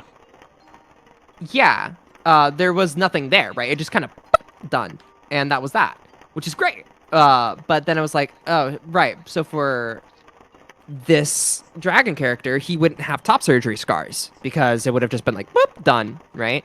So I was. And it's trying a to funny think, mentality. what I do think I want? did it like twice in certain universes or certain planets. Whereas that mentality of like, well, I used to be female at one point, but the mentality was like, oh yeah, the gods fuck up sometimes. It just happens. I do like that. Like, Everyone makes mistakes. No one's inscrutable. Everyone fucks up eventually. Yeah, okay. I'm on board. I'm picking up what you're putting down. So, in the case of him, though, I was like, how do I want to? Because I still want it to kind of be emblematic of I want it to be immediately apparent when you look at him, like, oh, this guy's kind of like supposed to be transmask coded. Like, I want something that if you know what to look for, you can see it there. And so I decided that what it would be is tattoos, tattoos that outline right under his pecs, like top surgery scars would be, that also extend downwards into like a more cohesive like web of tattoos along his torso. So that way you could still see it there. You could see his quote unquote top scars, but they aren't actually top scars. And him being trans isn't super plot relevant. I just, again, it's to tie in that parallel to Linizo. Yeah, I have to show that they are like kindred spirits. I have a really fucking funny thing of that. I have a character who's gay. Yeah. No point in the 2 whole fucking novels that he's in does he bring this up. Ah. Not once does he bring it up. Okay. Because he's a cult leader. Oh. He is a creature. He's a man who is trying to raise Cthulhu from the fucking grave to end the world. Ah. I just decided to throw at him that he's gay. Not until after the 2 books that he's in, does someone, his fucking nemesis, walks up and asks him, "Hey, how come you're like, you know, fucking a I don't even know a decent term for it. A they? It's both a male and a female in one body. Hey, wait a minute. He's not a... Wait, I thought you were into dudes. They're non-binary. Yeah, non-binary. It's not even that. It's literally a male and a female in one body. Like, it's 2 brains, 1 body. Gender fluid? I suppose, yeah, that's probably the best term for it. And it's like, why are you... Gender fluid with an asterisk. It's literally My a male and a pronouns female. are Like, they, them. Not because I'm non-binary, but yes, because I'm two exactly. people. Yes. They were a alchemist problem gone wrong, where a wife and a husband got formed into one body. Oh, wow. Okay, interesting. Fucking crazy character, I mean. They're a carbon elemental. That's dope. But he fell in love with them because they saw him for what he wasn't, which is a monster. Mm-hmm. Ah. So he quickly fell in love with them. And his nemesis shows up, who is a total fucking bold-faced Texan, straight white guy. Asks him, like, what the fuck is this? I was like, John, I'm gay. I'm like, huh? I've been fighting you for 35 years. How the fuck?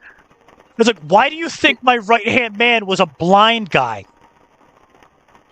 The whole time. I'm like, did you... What? Wait, did you ever think about that with me? It's like several times, but you didn't get the fucking hint. Like, I love the idea that he made a pass at him, but he just didn't notice. That's so funny. It's a whack thing. So it's a story based on Fallout. I changed it because I don't want to be sued. But the concept is bombs fell, shit happened. This guy wanted to raise a Cthulian horror to end the world properly. And people stopped him. John Cobalt was one of those people who tried to stop him. Who is this marine, badass, muscle, fucking 300-pound, 6'5" looking motherfucker. Sure. He tried to stop him purely because you don't want to end the fucking world, do you? Yeah, would not be a fan. And they fought for like years. Damn near a decade. And then they finally... The whole story ends, and they end up in my version of heaven. Which continues the story on and some other bullshit and yada yada yada. It'd take me like weeks to explain everything. But the mentality is they go into the afterlife, and they still are fighting, but in a different pretense. The cult leader, named Alton, doesn't want to fight anymore. Because he's realized the entire thing he was doing was pointless. Yeah. And John quickly learned that there was other things to fight for. He also died in his sleep, but that's not important. Oops. Hate when that happens. That was actually a funny, plot. So, John was alive for about 35 years doing what he was, fighting the cult leaders and God knows what the fuck else. And then the one time where he finally had nothing left to do, he went back into his home, laid down on his bed, and died. Bro! The minute he didn't have to fucking worry about anything, his heart gave out. That's so sucky! But he ends up in heaven, and some other funny shit happens, and it's very, cute scene, what he deals with. Oh, okay. It's the reason he joins what is known as the GODS. Gods. Yep. because it's based in a recreated Neo heaven. John joins the gods because of Alton. Alton is still around, causing trouble. John notices and decides, I'm going to join the fucking gods. I'm going to do it, and I'm going to come back, and I'm going to kick his ass properly. Mm-hmm. And they go through the welcome back, Piku. And they go through the bullshit. And at some point, when Alton gets over himself and turns back into human, they have that conversation. And John learns the fact of, oh, you were gay this whole fucking time? Sleepy. Good. Yeah. Sleepy. So, John finds out that Alton was gay this whole time, which is not relevant at all. Literally zero. But it's that funny factor of, like, them having that conversation of, like, you're gay? Like, yeah. And, like, did you ever have gay thoughts about me? Like, yes, several times. Like, and why didn't, like, because every time I tried to talk to you, you tried to punch my fucking face in. Yeah, that would do it, yeah. Mm-hmm. And like, huh. Yeah, that's... I'm gonna go. Huh. Yeah, I won't. Just see you around, man. What's funniest about that one little scene is that's happening while in the background an archangel is fighting a demon. That's awesome. So this takes a lot of fucking explaining because, again, my universe is 20 years old. Right. 20 real fucking years old of writing. Whoosh. There's a moment where there's an archangel. This archangel is named Valgor Steel. He is the Superman of my universe. He is scary powerful. Got it. There is a little tiny imp named Soulfire. He's a revolutionary. He caused the slave trade to end in hell. Impressive. Yeah. He has the ability to suck the soul or power out of anything he touches and gain power from it exponentially. Wow. So, Soulfire works with Alton, with the Void, who is the main antagonist of the story, my universe. Something happens where Soul manages to climb up Steel, grab his face, and rip his soul out of his body. Oof. So he takes all of the power of a fucking archangel. Right. Steel, after dying from this, respawns in heaven, and for the first time in the story, swears. Yeah, fuck. And this guy, he is one of 3 archangels. Literally the children of God himself swears. He curses his own father's name. So badly that every other motherfucker in the Central Realm, which is Neo Heaven, feels it. That's how bad of a situation this is. Damn. He then fucks off to go fight Soul in his new form. So in my universe, demons have a hierarchy. Right. The Imp Soul, Imp, Demon, Devil, Demon Lord, Archdevil, and then a couple other things. Soul went up 7 fucking levels to Archdevil. Damn. Which is a massive step, as it basically makes him give him the ability to end entire countries with a swipe of his hand. Right. Steel comes back and they start fighting. This is some fucking Evangelion, Sonin like bullshit fighting. Right. And while the fight is happening, Alton is standing there watching it happen, and John walks up to like talk about it with him. And he brings up that fact of like, so we talked about your lover and you being gay. And yeah, that's cool at all, bro. That's fine. Whatever. I don't give a shit.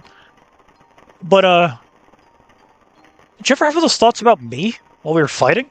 Like, several times, John. Several times. And it's like two guys just having this conversation while a fucking archangel and a demon of apocalypse are fighting in the sky. They're literally standing on a dying planet while discussing the fact of, would you fuck me? Awesome. That's the premises of my entire goddamn universe right there. Is while cool shit is happening, you can look around hard and find something stupid happening as well. And that's my entire premise for writing. Is I can write cool, and I can write sappy, and I can write funny. All at the same fucking time. A good skill to have, for sure. My improv skills are second to none. As I've learned. Which reminds me, the fucking primordials and the three realms. I've been basically just yelling. We've been wanting to explain this. Let me explain this. So, I brought up the thing earlier of, my connection to my Arcalite and all that shit. When I was in college, I studied religion. Hard. I mean, like, lock the door, turn the lights off type of studying religion. For college. And when I found out that shit was not for me, I still kept all that stuff I learned. That's why I'm an angel now. That's why Martyr's an angel. Gotcha. So I know a lot. I know a lot about religions more than most men should. Mm-hmm. In that premise, in my universe, there is heaven, the mortal coil, and hell.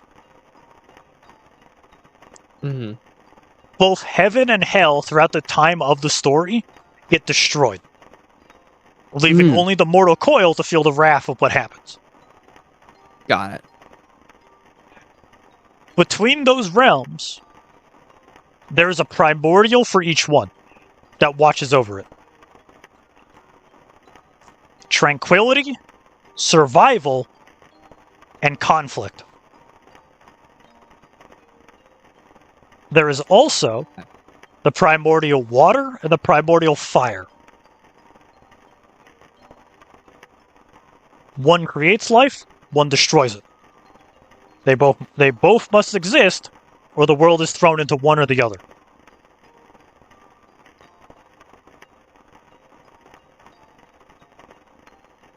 And the conflict of my whole universe happens because someone destroys the primordial water.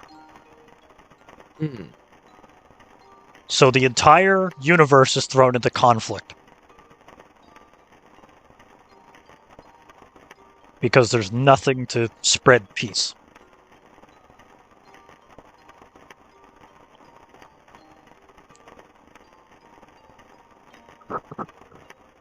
But, when reasoning through the three primordial creatures, there is the voice of God, who is tranquility. She is a massive avian-like woman. Sort of half based on, what the fuck is it called? Hotel? Haven Hotel. Wouldn't know. My brain immediately went to Garuda. Also sort of that. A couple things I base it on, but I like the idea of a bird angel-like woman. Mm-hmm. If you're gonna have someone who is tranquility, the first thing that comes to, I hope to God, I hope to all, reasons, the first thing that should come to your mind when you think of someone who can calm you down is a mother figure. If it doesn't, I'm sorry. Your childhood must have sucked. But the first thing that comes to my mind when I need to be calmed down is my mother. So a motherly figure, a giant bird-like, fluffy angel creature, being the embodiment of tranquility makes sense to me. Yeah, I'm picking up what you're putting down. On the other side of that is conflict. Conflict was the guardian of the fire of primordial existence. He is this beast-like creature that will throw hands with just about fucking anyone if you approach him wrong. I just realized I did this way earlier in the stream. I have images of both of them.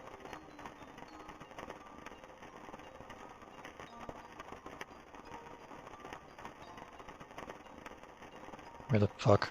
Wait.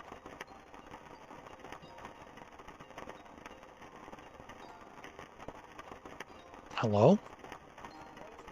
Oh. Oh, it didn't save because my computer crashed. I forgot. Ah. Yeah, that makes sense now. There we go. There's tranquility. And conflict. These are reference images for the moment. I'm hoping to have them redrawn into the proper form. But yeah. Tranquility and conflict. Oh. So, tranquility takes up a form similar to a Oraphim, which is like a weird thing of a bunch of wings and an eye, but she's more bird-like. Conflict is basically just a really big motherfucker covered in hair and bones. He's the demon of demons.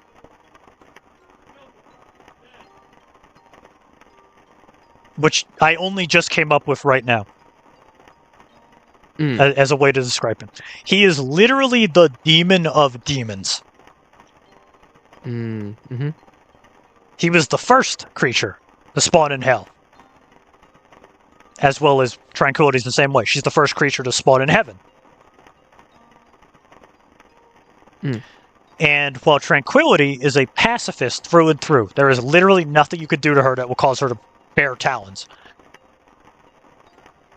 Her form doesn't even have weapons. Like, nothing on her can do harm to you.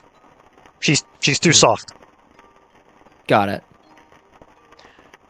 Conflict is entirely a living weapon. That's Dax. There is not a single part of his body that couldn't hurt you. That's about right. He doesn't have hair, he has fucking quills. Like, he's that kind of dangerous. Ah. Got it. However, both of them get fucked, obviously, in the story. Not in a fun way. They both get screwed over. So, this is an entire storyline I've been reasoning through right now. There are 3 archangels of heaven. Sterling, Bronze, and Steel. The 3 children of God. Sterling stayed in heaven.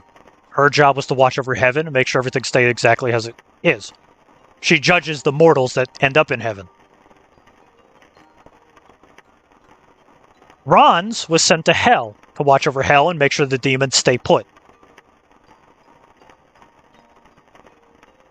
And to also make sure that the people that were in hell are meant to be there. Steel is the only weird edge case. His soul was taken and scattered across 100,000 lives throughout all of the mortal coil. He lived 5,000 years across 100,000 lives.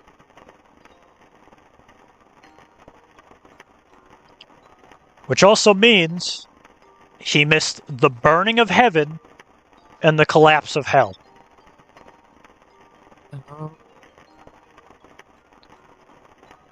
His story is probably the saddest of the 3.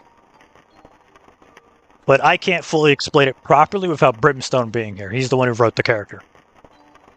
My moderator. But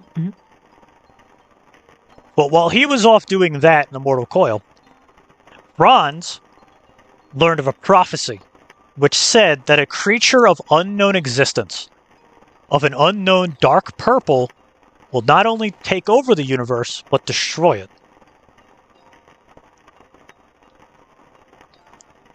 and someone may stop him, but it is not confirmed. So Bronze took that as a notion once he found that creature, known as the Monarch, who is the main antagonist. I'm always told that the Monarch is like a JoJo stan realized.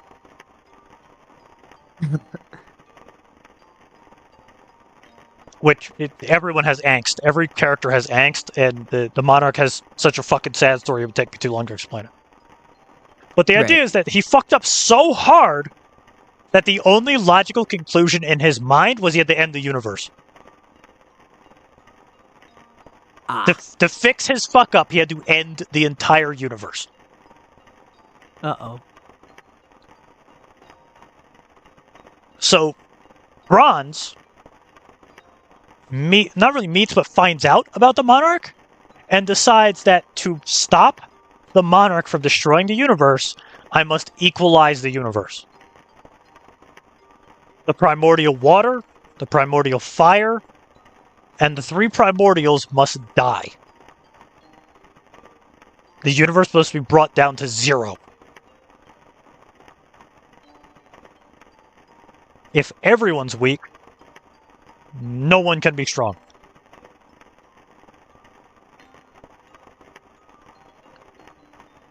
The issue with that, Bronze got as far as destroying heaven. He tried to explain this to heaven, by the way. He tried to go back to heaven and explain to his people that there's a scary motherfucker who wants to destroy the universe. And they were like, you're crazy. It's literally a child. I don't know what you're on about. As at that time, the Monarch was only a juvenile.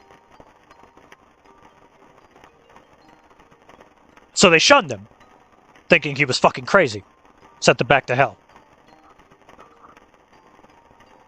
So Bronze, in his angry angst state, collected every single demon in hell, went back up there, and burned heaven to the ground.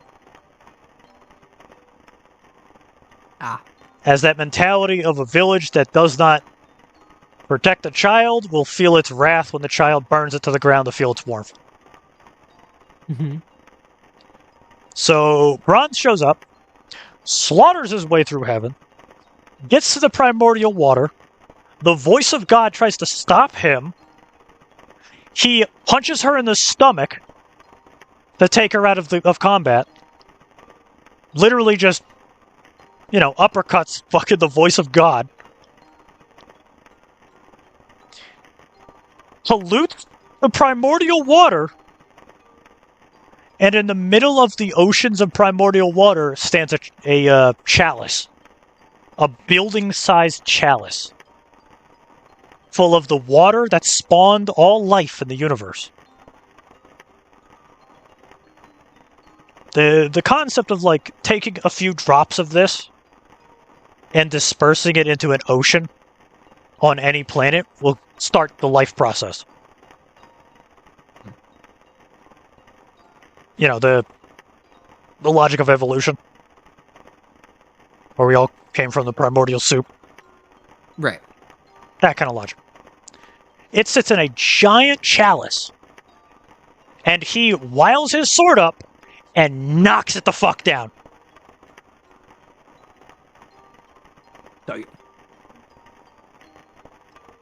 And a visualization in my mind is that his sister, the oldest of the three angels, gets there just in time to scoop up 2 gallons worth of the pure primordial water.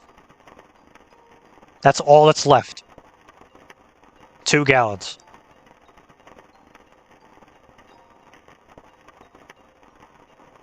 To give you a visual of how fucking little that is, the health index says you need to drink 1 gallon a day of water. Actually, the easiest thing is literally go to your fucking store, buy a gallon for Americans.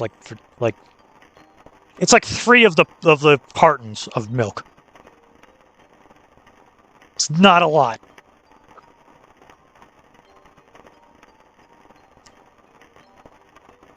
But Bronze's story continues from there. He was going to take the polluted water of heaven and dump it on the primordial fire of hell to stuff it out. Ooh, I see. And when he was about to do that, he stood there at the edge of hell, looking over the lava. The long-spanning oceans of hellfire, of hell.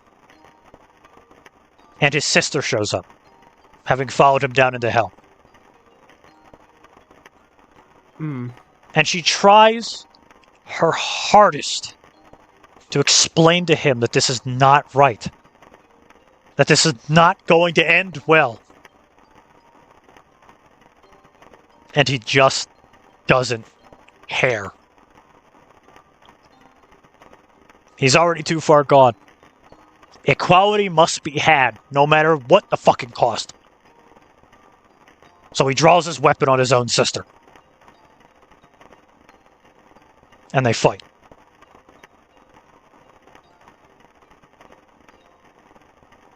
And as Sterling is laying there on the ground, and Bronze is about to shove his sword through her head, she gains strength over overwhelming odds, cuts her brother's hand off, shoves her hand into his chest, and rips the heart clean out of his fucking body. And in doing so, accidentally kicks him into the primordial fire.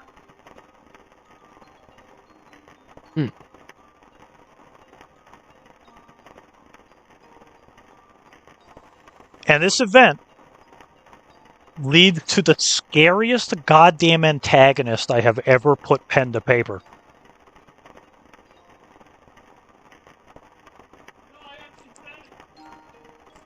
So Bronze was literally inches away from turning the universe into dog shit.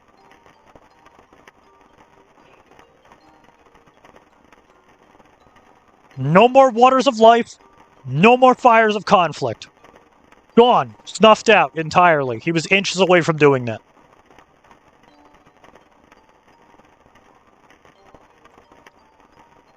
And now, this motherfucker drags himself, half dead, out of the primordial fire to finish what he started.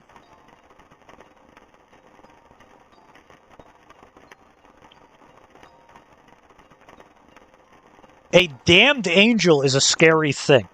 I'm sure you can reason through that. Mm-hmm. An angel alone is a high grade. Damned is worse. Lucifer can give you that mentality. This is an archangel. A son of God. Son of capital G God.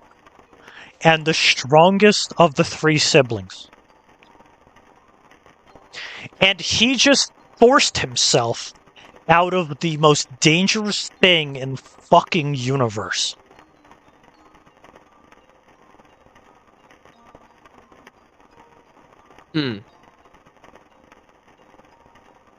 There's a moment further on where Steel finally comes back, learns of all of this, and fights his brother. So you have an archangel, two of his followers, Satan himself, Neo-God, the guy who took over God's position once heaven fell, his sister, another archangel, and the fucking chains of fear. What the fuck is that wolf's name? From Norse Fenrir? mythology. Fenrir's chains. Collectively, all of that came together, and they weren't able to kill him. Just stop him.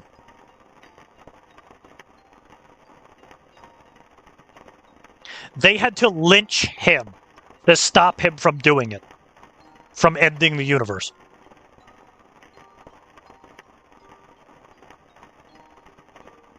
His own brother, Steel, had to take him by the shoulders with a chain wrapped around his neck and throw him off of a fucking mile-high tower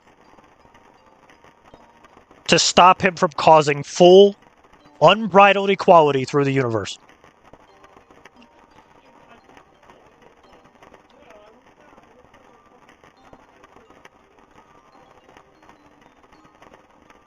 The silence speaks volume. Yeah. This is the reason I love. am. It's the reason I I love am telling falling to stories. sleep, but that is a lot. Yeah. It's one of my favorite moments. Yeah, that's a lot. That is rough. Equally, my favorite quote of the whole thing. I put it into a song. It's so good. Is Steele quoted when he tried to give his brother his last sermon.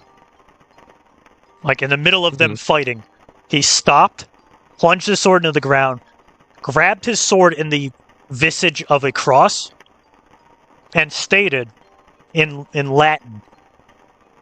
Let me see it real quick. No shot I say this properly. Because it's Latin. Yeah, it's okay. Latin's not real. I'm not good at Latin, but it is cool as shit. Sangueus mobilis nortis. The blood on both our hands. Nuda glamium tuum. Teach these swords to understand. If you fall, let it be a mercy. But if I fall, let it be with care. Amen.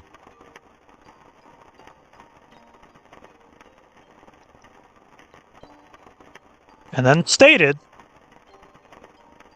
where the fuck is it? Holy shit, where is this line? I will fight you to the finish, brother. But I will never damn your name. But I'm willing to lose a brother to keep heaven from your flames.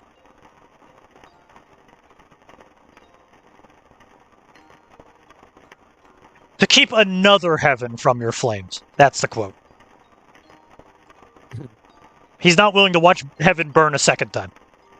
Exactly. Yeah. Yeah.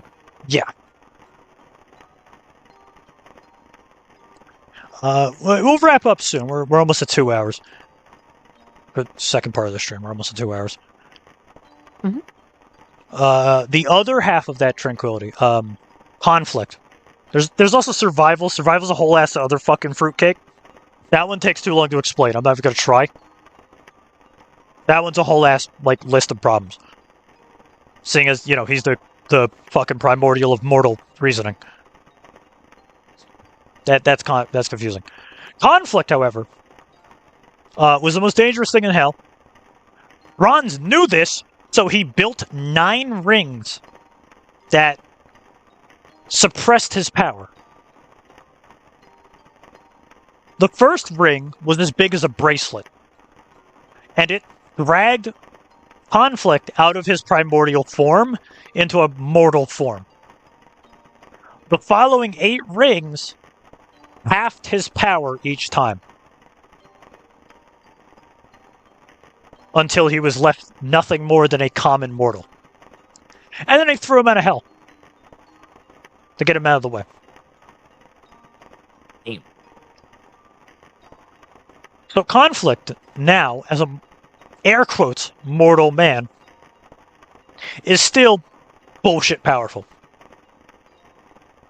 In comparison to normal human beings, he ranks in the 1% of strength. If you take him in comparison to all of the MMA fighters in all of human history, none of them could fucking touch him.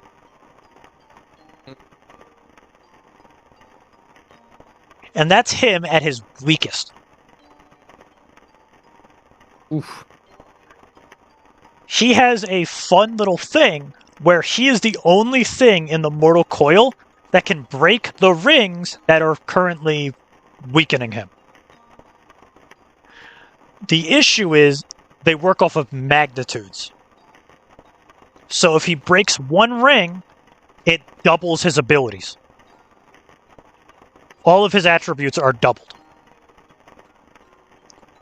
That makes him stronger than 101% of all life that is alive on the planet right now.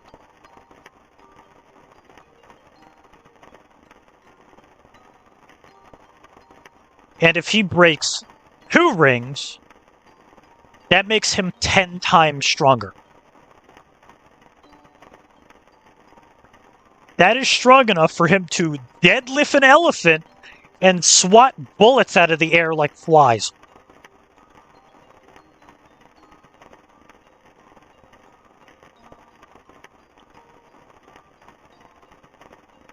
It's really fucking cool. And I'm trying to figure out a decent moment that gives him the purpose to break all 9 rings.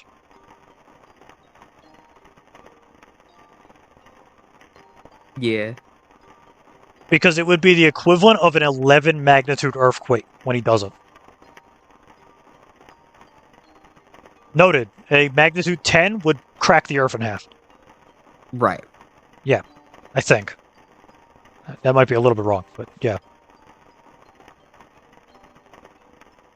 Or it's the reverse equivalent of, he can break the rings, he can also repair them. Because going all out, breaking all 8 rings at the same time, might as well end all of humanity. Whatever planet he's standing on.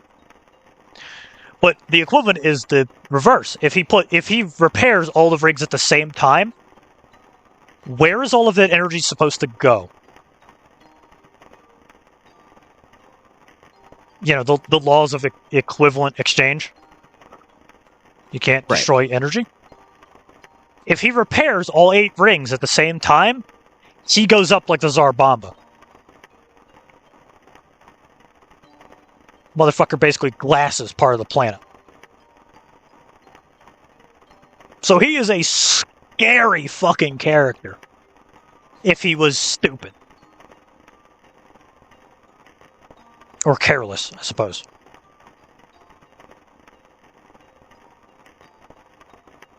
Mm-hmm.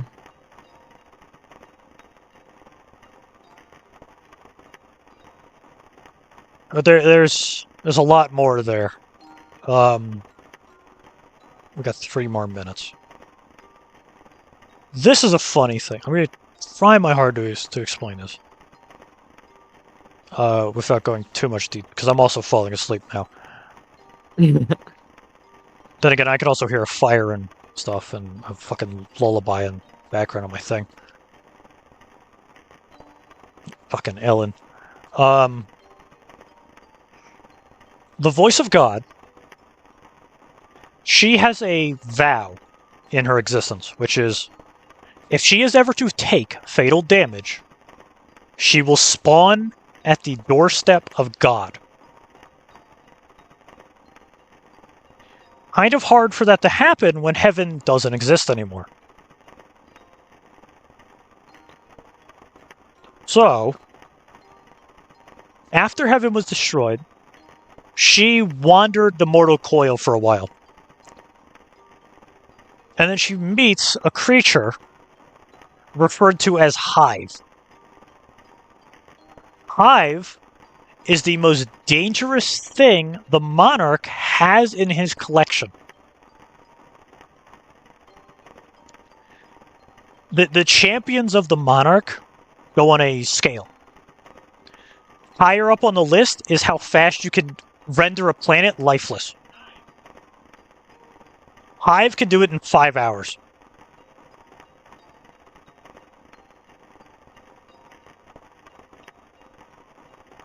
She meets Hive, and they conversate. They talk over things. And because Tranquility isn't much of a fighter, Hive has no reason to fight her, to attack her. Until he gets all of the information he needs to out of her. Then he blasts her. Hits her with basically the center of a fucking star worth of energy.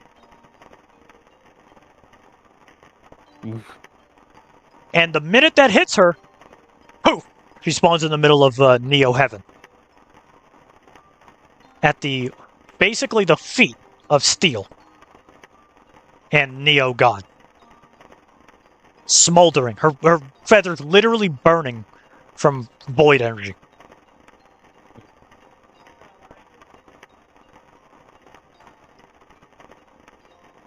It takes a lot more to explain like how fucking devastating that is of a moment. And visualize is probably beautiful of like, having this giant fucking 25-foot tall woman just suddenly appear, slide across the ground, and end up in front of like God and God's right-hand man. And just like, hi! Very funny. I don't know. Anyway. That's a good 3 hours. I'm glad you could join me, Lynn. Yeah, absolutely. It was litty. Oh, I don't believe there's anyone, actually. Nope, I have no one to raid into because it's the middle of the night. Bruh. Oh, man. Let me see if I can throw someone your way. Yeah, sure. I probably don't either, but you never I have know. someone who's usually, but I don't think they're live on Monday nights. Oh, I got a guy. I got a guy.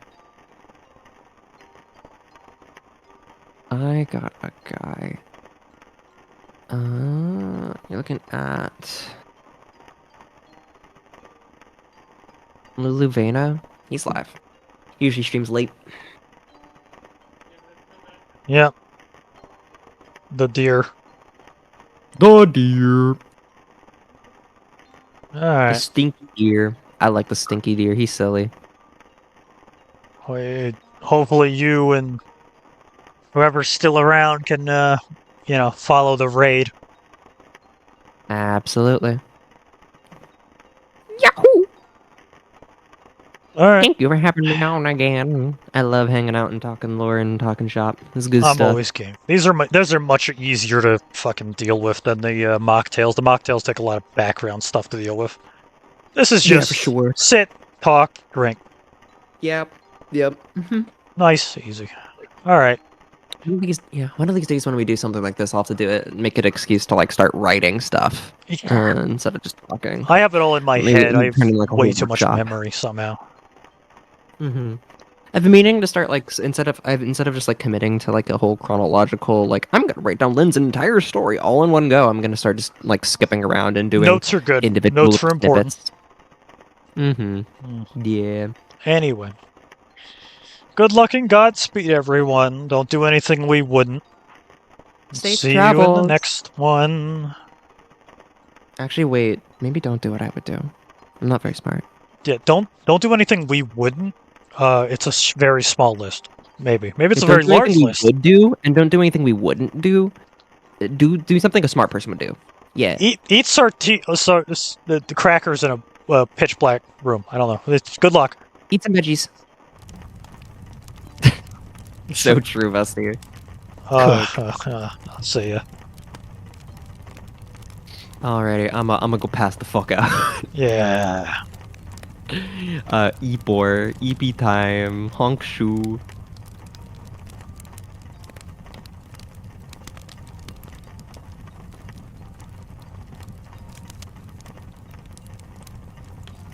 Some of this